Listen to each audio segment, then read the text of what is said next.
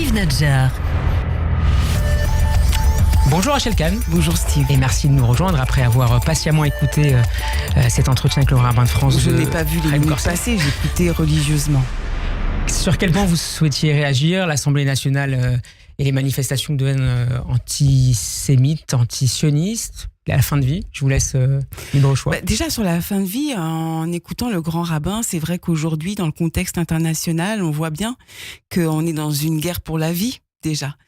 Donc c'est vrai que c'est presque antinomique de ne pas choisir la vie alors que partout dans le monde on se bat pour la vie. J'étais hier avec Mia, comme vous le savez. Mia Shem, ex-otage franco-israélienne. Oui, qui m'a accordé sa confiance et je remercie sa maman et je la remercie elle. On a passé un entretien très sensible et surtout un témoignage important à l'heure où on est dans une guerre contre la vérité. J'ai vu dans ses yeux quelque chose de terrible. Elle a 22 ans et j'ai retrouvé dans ses yeux ce que je voyais dans les yeux de mon grand-père. Comment va-t-elle ? Elle va, mais elle a décidé de choisir la vie. Sur la question je crois que vous vouliez intervenir notamment sur les manifestations hier de la France insoumise et ce soutien répété aux Palestiniens. Oui, et puis en l'intégrant dans le concret, dans une journée d'une femme qui se bat justement pour garder l'espoir.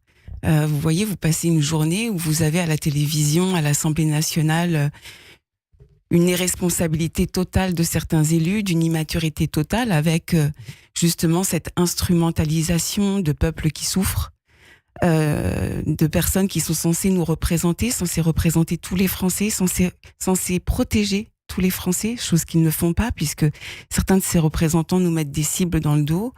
Et le soir, vous avez un rendez-vous avec une jeune fille que je considère comme ma fille, c'est la fille de l'humanité, qui a passé 55 jours dans les mains du Hamas et de ses complices.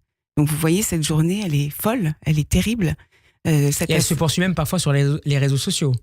Oui, évidemment, puisque les réseaux sociaux, c'est le 6e champ de bataille. C'est-à-dire qu'on a terre, mer, air, l'espace, le cyber et ces réseaux sociaux avec ces personnes qui vous crachent dessus, qui vous déshumanisent et qui continuent de scinder la société, qui finalement, je ne sais pas s'ils le savent ou pas, mais en tout cas, ils appliquent exactement la charte du Hamas, l'air de rien jusqu'ici.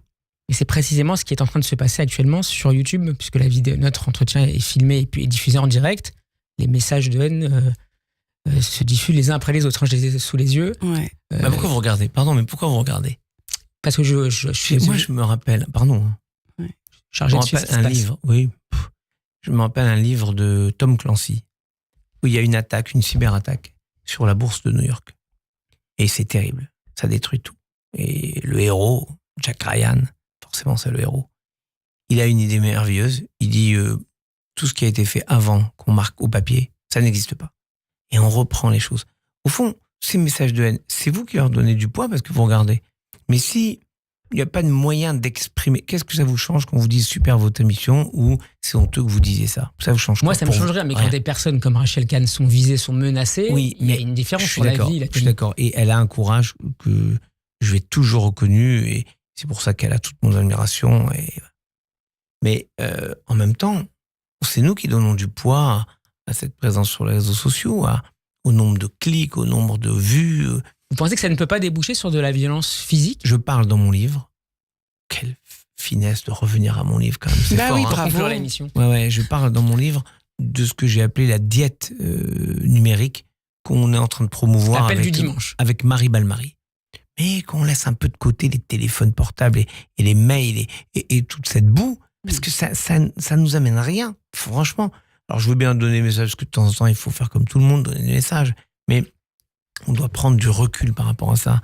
Et le courage de Rachel Kahn de venir nous parler avec cette émotion qui était palpable, moi qui suis à moins d'un mètre d'elle, cette émotion quand elle nous parle de Mia, qui oui, notre fille, au sens que on a un devoir de la prendre collectivement, humainement dans nos bras, pour dire on peut pas éliminer, enlever ce qui a été. Mais sache qu'on fera tout pour qu'il n'y ait plus jamais. Et donc, ça, c'est du réel. C'est pas dans les réseaux sociaux. Donc, oui, Je vous avoue que je regarde. Pour conclure d'un mot. Je vous avoue que je ne regarde pas, mais en revanche, je serai en un mot au rendez-vous dimanche pour aller voter. Merci beaucoup Rachel Kahn d'avoir été avec nous et merci encore monsieur le gouvernement de France, Raïm Corsia. Bon après-midi à vous deux.